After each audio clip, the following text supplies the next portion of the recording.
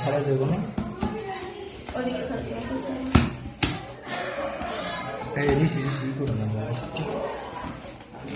একটু বাড়ি খেলে নষ্ট হয়ে যাবে।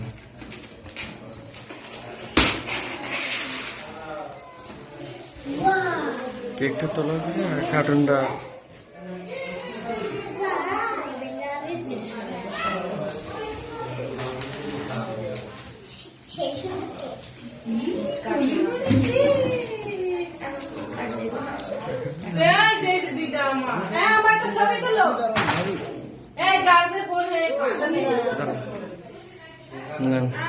এদিকে দেখা